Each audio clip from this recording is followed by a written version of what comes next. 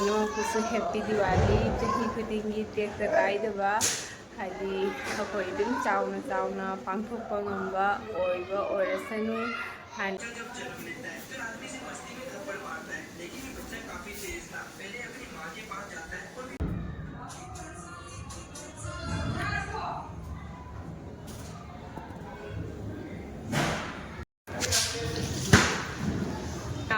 I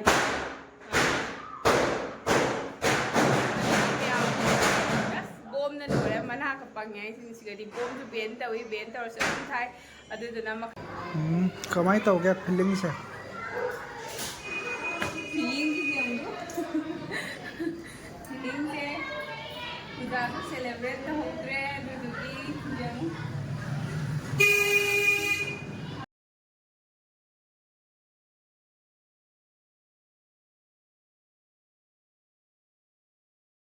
tu joy tau na joy tau oi pai no me jai joy ai mai ai ma pai no ai mai ma ai ma chaton pai no mal di mithai thang lai ne thang ra lu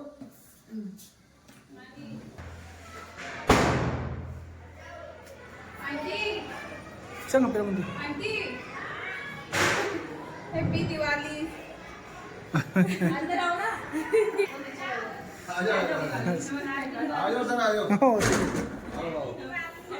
आपको दिवाली मुबारक हो आ जाओ ना दिवाली मुबारक हो आ जाओ बैठो ना बैठो 2 minute अरे इधर ये तो था आ जाओ अंदर आओ ना भैया वहां हो क्या ठीक है देखो नहीं नमस्ते भाभी जी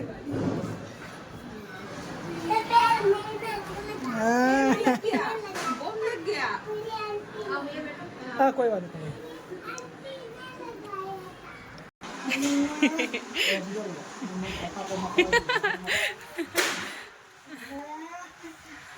हाँ पापा नहीं आई अभी हाँ ड्यूटी गई है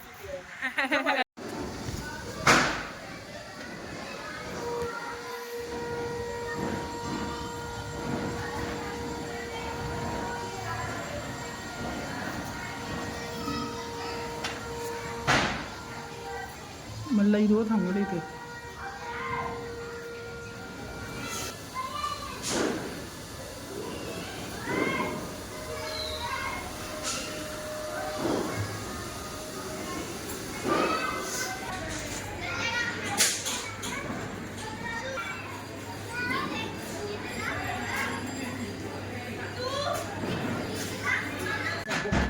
Hello, it's now Mayam. Welcome back to my channel. It's now Mayam from khurumjari.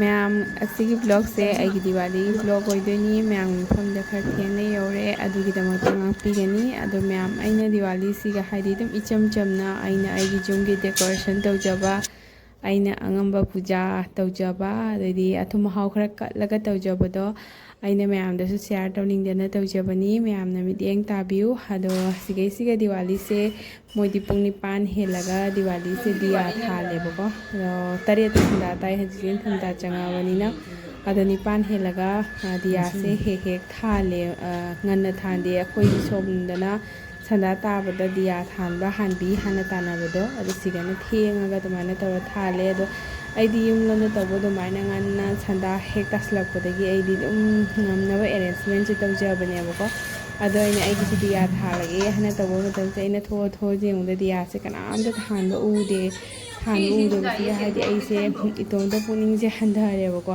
हादि कहिनोने Diwali से ngasi नत्रबा कहिनो हाइना दो जुमलोंददि दिवाली से अखोई सिगा सेलिब्रेट तौरगा नोंग मतुंगदा तौनाबनेबको अखोई नॉर्थ ईस्ट साइड दि अदुगा असोंना नोंग मांगदा तौबनी धनतेरसु मांगदा ओइख्रे अदुदोना अदो आइदी सिगा लेरबनी असिगा मयामना तौनाबु दुमितु दुम तौरेबा देसु आइसे खदा रोरे मोइना थेंगा दियासे हाइदी आइना पुंग निपान तादोरे तेरन मखाई दो आइना थोगा जेंगरे दुगा थोगा जेंगजे गली से कनामदा दिया थानद्रेबको ꯊꯥꯟꯗꯕꯗꯨꯒꯗꯤ ꯑꯩꯅ ꯉꯁꯤꯁꯤꯕꯨ ꯗꯤꯋꯥꯂꯤ ꯅꯠꯇ꯭ꯔꯕ ꯍꯥꯏꯅ ꯑꯩꯅ ꯈꯜꯂꯦ ꯑꯗꯨꯒꯗꯤ ꯑꯩꯅ ꯍꯥꯏꯗꯤ ꯇꯞ ꯇꯞꯅ ꯗꯤꯌꯥꯁꯦ ꯊꯥꯟꯕ ꯍꯧꯒꯠꯂꯦꯕꯀꯣ ꯄꯨꯡ 9 ꯇꯥꯁꯜꯂꯛꯄꯩꯁꯤꯒ ꯑꯩꯗꯤ ꯌꯥꯝ ꯊꯦꯡꯈ꯭ꯔꯦ ꯍꯥꯏꯗꯅ ꯅꯍꯥꯟꯉꯩꯗꯤ ꯄꯨꯡ 9ꯗ ꯁꯟꯗꯥ ꯇꯥꯏꯁꯤꯒꯗꯤ ꯑꯗꯣ ꯅꯤꯡꯊꯝꯊꯥ ꯆꯪꯉꯛꯄꯗꯩꯗꯤ 9ꯗ ꯁꯟꯗꯥ ꯇꯥꯔꯦꯕꯀꯣ ꯑꯗꯣ ꯑꯩꯅ ꯃꯝꯃꯁꯨ ꯗꯤꯌꯥ ꯊꯥꯟꯗꯕꯁꯦ ꯅꯨꯡꯉꯥꯏꯇꯦ ꯍꯥꯏꯅ ꯑꯗꯣ ꯑꯩꯅ ꯄꯨꯊꯣꯛꯑꯒ ꯊꯥꯟꯕ ꯍꯧꯕꯗꯒꯤꯗꯤ ꯃꯣꯏꯁꯨ ꯃꯊꯪ ꯃꯊꯪ ꯑꯗꯨꯃꯥꯏꯅ ꯇꯧꯔꯒ ꯈꯔ ꯇꯧꯔ ꯊꯥꯅꯔꯛꯑꯦꯕ ꯈꯪꯗꯦ ꯁꯤꯒꯩꯁꯤꯒ ꯍꯥꯏꯗꯤ ꯂꯥꯏꯇꯤꯡ ꯊꯥꯟꯕ ꯃꯌꯥꯝꯗꯨꯅ ꯗꯤꯌꯥꯗꯣ ꯊꯥꯟꯕꯒꯤꯗꯣ ꯍꯥꯏꯗꯤ ꯂꯥꯏꯊꯣꯛꯏꯔ ꯑꯗꯨꯗꯤ ꯈꯪꯗꯦꯕꯀோ ꯑꯗꯣ ꯏꯆꯤꯜ ꯏꯅꯥꯎ ꯃꯌꯥꯝ ꯑꯩꯒꯤ ꯍꯧꯖꯤꯛ ꯂꯥꯏꯁꯦ ꯀꯩꯅꯣ ꯇꯧꯒꯗꯣꯏꯅꯦ ꯄꯨꯖꯥ ꯇꯧꯕ ꯍꯧꯔꯅꯦꯕꯀꯣ ꯍꯥꯏꯗꯤ ꯂꯥꯏ ꯈꯨꯔꯝꯕ ꯏꯃꯨꯡ ꯃꯅꯨꯡꯒꯤ ꯑꯣꯏꯅ ꯑꯩꯈꯣꯏ ꯑꯗꯨꯝ ꯈꯨꯔꯝꯖꯕꯁꯦ ꯑꯩꯈꯣꯏ ꯏꯆꯝ ꯆꯝꯅ ꯈꯨꯔꯝꯖꯕꯅꯤ ꯑꯩꯅꯁꯨ ꯌꯥꯝ ꯈꯪꯅ ꯍꯩꯅ ꯇꯧꯖꯕ ꯅꯠꯇꯦꯕꯀꯣ ꯑꯩꯅ ꯑꯈꯪꯕ ꯈꯔ ꯇꯧꯔꯒ ꯑꯊꯨꯝ ꯃꯍꯥꯎ ꯈꯔ ꯇꯧꯔꯒ ꯆꯍꯤ ꯑꯃꯒꯤ ꯂꯛꯁꯃꯤ ꯏꯃꯥ ꯂꯥꯛꯄꯗ ꯄꯦꯟꯅꯕꯗꯃꯛꯇ ꯑꯗꯣ ꯑꯗꯨꯝ ꯌꯦꯡꯃꯤꯟꯅꯁꯤꯀꯣ ꯏꯆꯤꯜ ꯏꯅꯥꯎ ꯃꯌꯥꯝ Người kia thì từ đầu này là sao làm ta xem tổ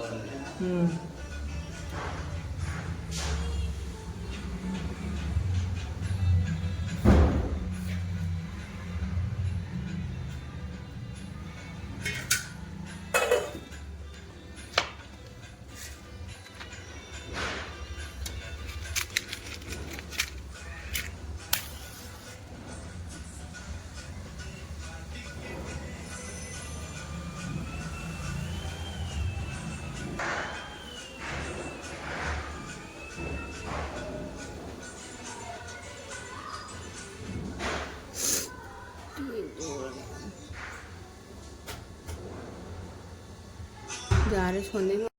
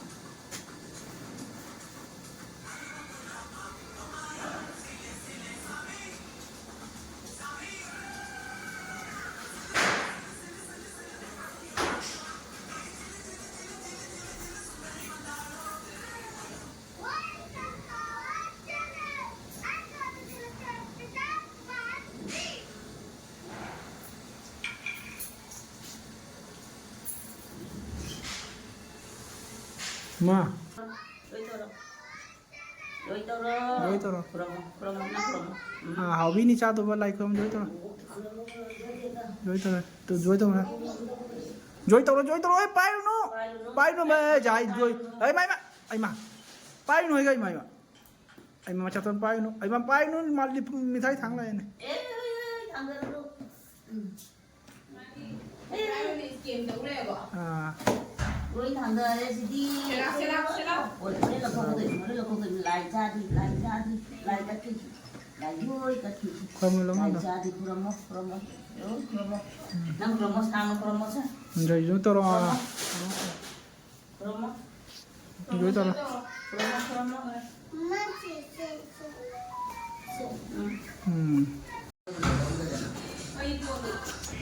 Itu dah lain kurang boleh tu. Dah lain kurang boleh. Hai cô cho tôi mẹ nó xin lỗi cả. Cô tôi qua công đây là nàng gái. Dah ni. Dalam air.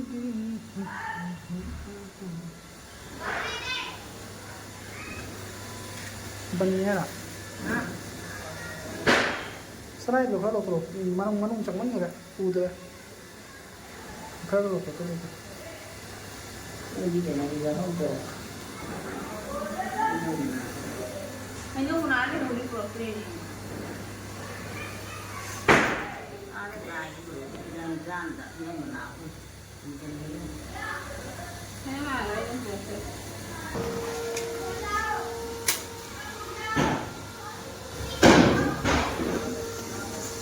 Dài ra được bắt lòng cắt tổ. Không nó oan từ. Why do thằng nó không quá là hấp dẫn? Sẽ hi mà vậy nó một quá.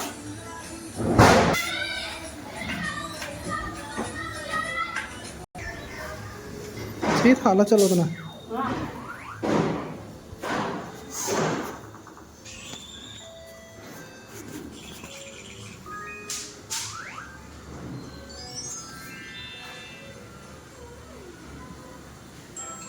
May ay demo thamo. Kano yung mamangi siga.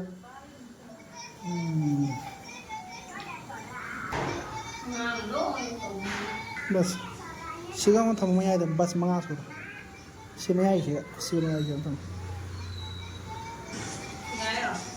मैं आइदा हां बस हाथ से कोई हो रही है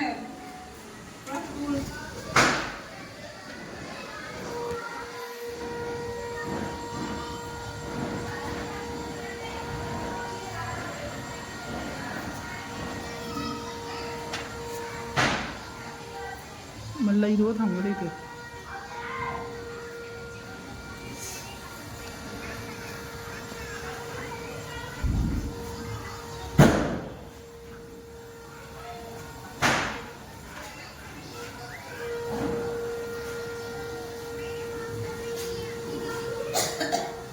cái lo lấu tàu này nâng tàu này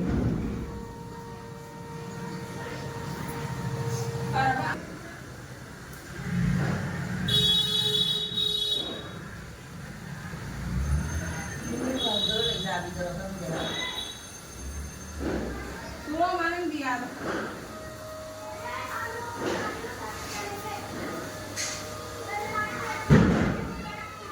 Căng tàu này thong mấy ai tàu này nè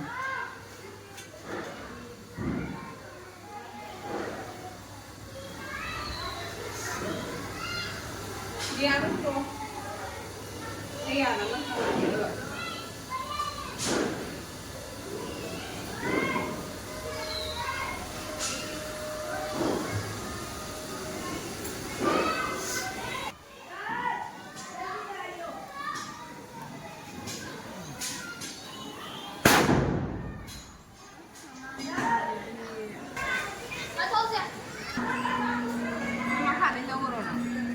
ये कौन है फुलझड़ी किसे लगाती बेटा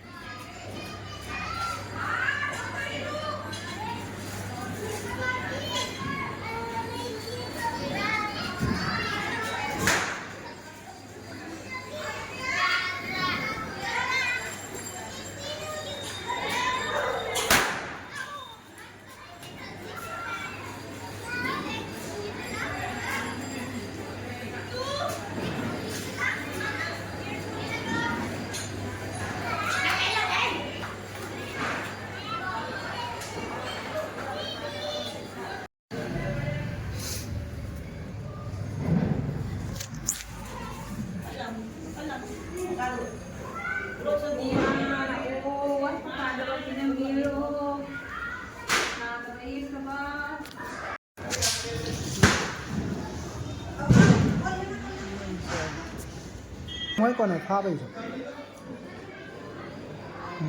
Có máy tàu ghép feeling sẽ. Mới còn ở pha bây giờ. Có máy tàu ghép feeling sẽ.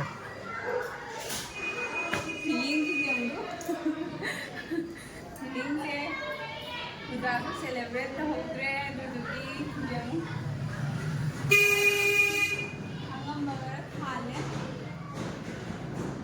Siswayna highway hit the boy ini.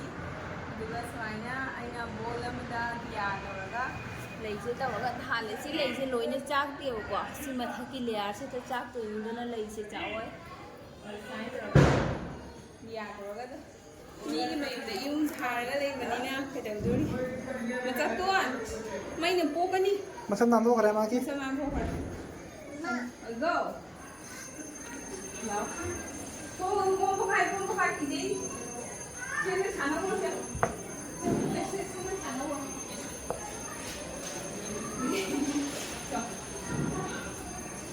Lugi thong lo thalo do ka ka.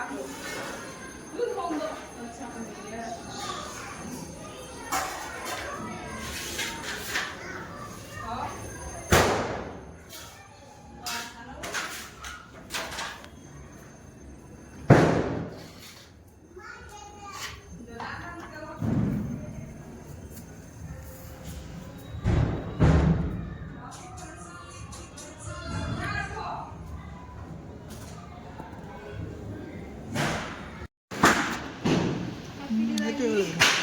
और बताओ ठीक है हम तो ठीक है अल्लाह तो बीबी को मिलता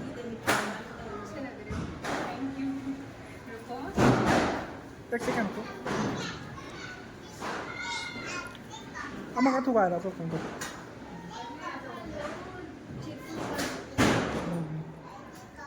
आजा आजा आजा आजा पटाखे फोड़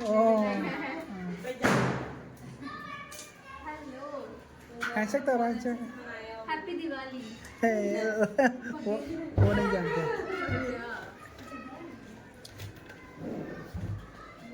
दीदी दीदी दीदी दीदी वो नहीं बोल पा रहा ना कम है बोल नहीं पाते कम है ना 2 साल का है 2 साल का हेलो दीदी हैप्पी दिवाली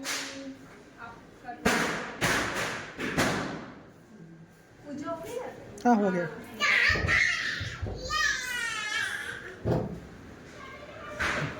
तुम पी रहो है कौन तुम पी रहा नहीं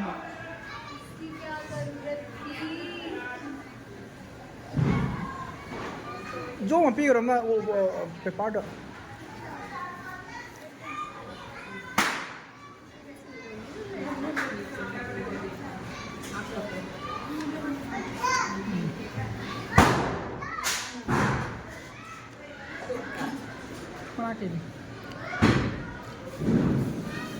मचा तो दीदी दा तो और हैप्पी दिवाली कर रहा हूँ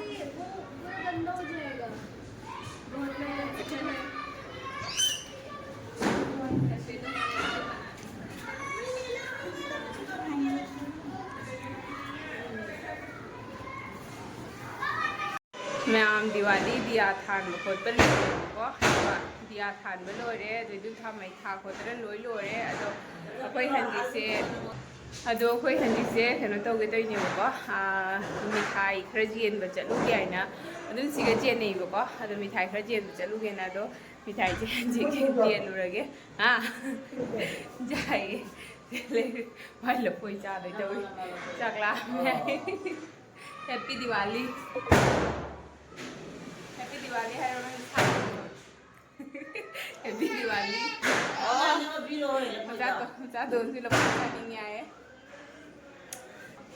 अदो मैम हजी मिठाई जेनबदो चलगेने तौरेबको अदुम चही अमगी खरखरा कोई खंगनाबा हाइदिसे मागी कलीग लेबदो अदुगैदो जेलुगे अदो मपू अनीसेगा मपू जेनी सुयेबको ना पांगा अदुगा जेलुरगे अदुनी मैम मखा ताबो अदुम आई हाप जाबोदि हापके अदुनी मैम हाइदि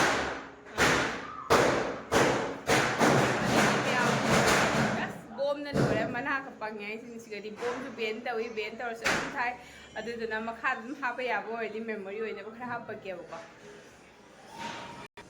मिठाई से असिगैसिगा अइना लाई पूजा तौबदा लाई पूजा तौबदा ओइना अइना खरा कटलबनेबको हासिगसे अइना हाइते तौइ साइना तौरगा आई अंगम खरा तौजबनेदा नौरगेको सोम पापी से ओइना कटलगे माई यौ सोना जेंगो अमता सोना अमता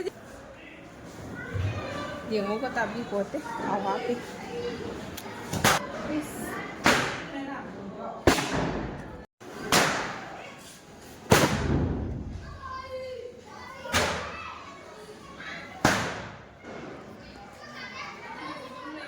Matakan piro.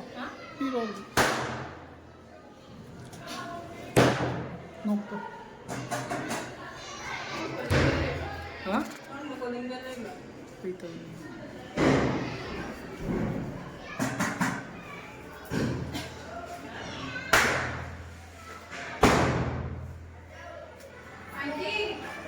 Saan ang pera mo di? Auntie, Happy Diwali. अंदर आओ ना आ जाओ सर आ जाओ Oh, आपको दिवाली मुबारक हो आ जाओ ना दिवाली मुबारक हो आ जाओ बैठो ना ना ना आप ना ना ना बैठो 2 अरे मिनट उधर भी जाऊंगा कहीं जाना है क्या नहीं नहीं तो मिठाई तो खाओ जरा आज ना ना मिठाई बहुत खा लिया है आते तो बोले पूरा लो ना नहीं नहीं इसने क्या खाना है लो कर लो खाना भी बैठो ऐसे बैठो बैठो ना ना ऊपर जाकर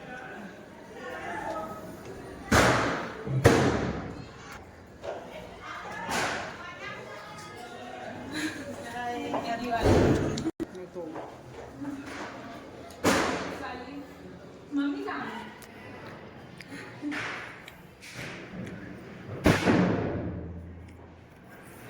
क्या बोल रहे नहीं मुझे कहता था मेरी आ जाओ अंदर आओ ना ना भैया वहाँ हो क्या ठीक है देखो नहीं नहीं हम लोग नहीं बैठूंगा टाइम हो रहा बट चल चलो ना कहीं तो जी वहाँ भी जाना है हाँ इनके उसको दे के आते हैं अच्छा हाँ चलो ठीक है उधर लेट हो जाएंगे फिर हम खाना भी नहीं बनाएगा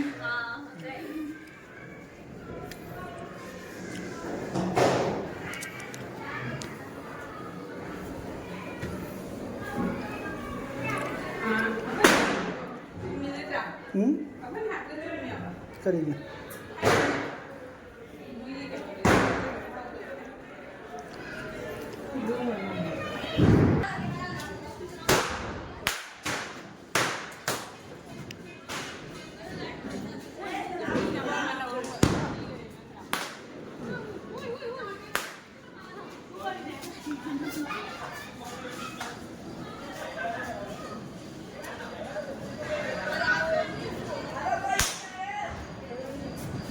Tôi mà trái cây mà liền. Tôi mà trái cây mà liền.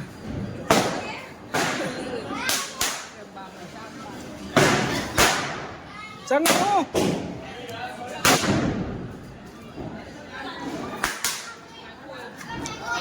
Ê, रुक जा भाई.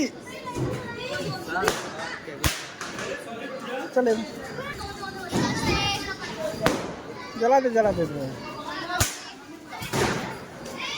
हाँ बेटा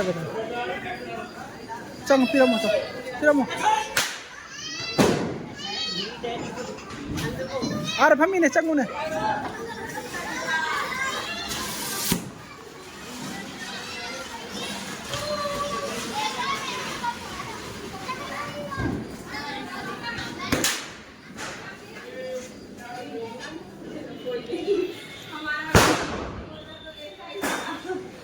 मुन्ना नमस्ते भाभी जी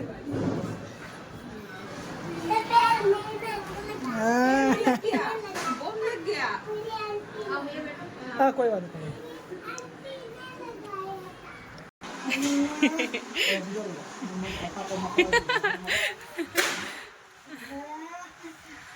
हाँ पापा नहीं आए अभी हाँ ड्यूटी गई है। आज ही आएगा। अरे भाभी आप तकलीफ कर रहे हो। इन सब पकड़ो यार, तो आपने गन दिया उसको, बंदूक दिया? नहीं दिया, वापस लेके आया? कैसे दीदी हो तुम? पापा क्या बोला?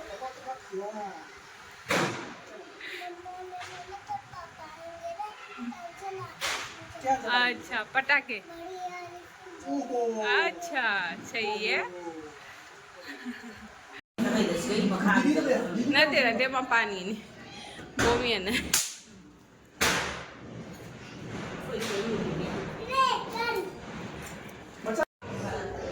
Ma'am ngasi matangsiga video se loisanlage ma'am पुनः हैप्पी दिवाली चाही खुदिंगी टेक तकाइदबा हादि अखोय दुम चावना चावना पांथोकपा ngamba ओइबा ओरसनु हानि इसोरना चाबि ओरसनु हानिबाना हादि इसोरदा खुरमजरी अदो मसिगनि बतांसिगा लोइसनजरगे अदो वीडियो से जाना नुंगाइबा ओइगद्रा ओरद्रा अदुदि खंगदे अदो इसे दुम चाही मगी लाकपा थौलोना को आइना हदसे जामना करो तौखिबसे हादि दुर्गा पूजादा आइना हचांग ngमददना जांगपन ngमददना एडमिट तौ लैखिबसे आई साथीना हादि आई मतोंदा नुंगाइतेबको जा नुंगाइते अदो दिवाली सिगदि आई खतंग हादि दुम सेलिब्रेट तौजगे आइना खरले अदुदोनी अदो दुम अंगमबा खरा को दिवाली दि मी पुनमसु दुम तौइना को अदो दुम अंगमबा खरा तौ दोनि स्नाव म्याम ngasi काइनेरसी अदुगा मथन तमुनारसी